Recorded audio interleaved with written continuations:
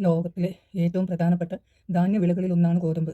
ഇതിൽ വിറ്റാമിനുകൾ, ധാതുക്കൾ, പ്രോട്ടീൻ, നാരുകൾ എന്നിവയാൽ സമ്പന്നമായ ഇത് ആരോഗ്യത്തിന് ഏറെ ഗുണകരമാണ്. ചപ്പാത്തി, പൂരി, ബ്രെഡ്, ദോശ, പായസം തുടങ്ങിയവ ഉണ്ടാക്കാൻ ഗോതമ്പ് ഉപയോഗിക്കുന്നു.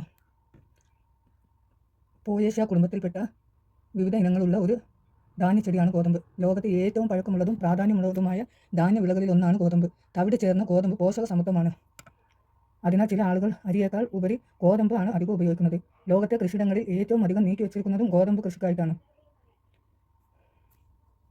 ഗോതമ്പ് എല്ലാവർക്കും ഒരുപോലെ സുരക്ഷിതമല്ല.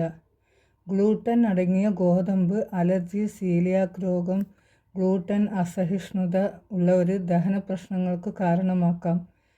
അമിത ഉപഭോഗം വയറുവീർക്കൽ, ക്ഷീണം, പോഷകങ്ങൾ ആഗിരണം ചെയ്യപ്പെടാത്ത അവസ്ഥയിലേക്കും നയിച്ചേക്കാം.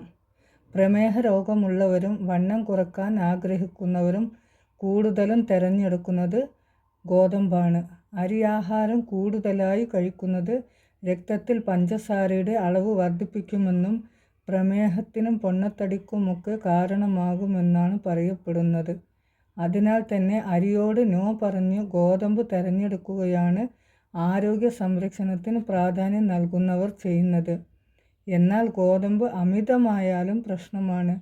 പതിവായി മാത്രം ഗോതമ്പ് കഴിക്കുന്നവർ ഇക്കാര്യങ്ങൾ അറിഞ്ഞിരിക്കണം.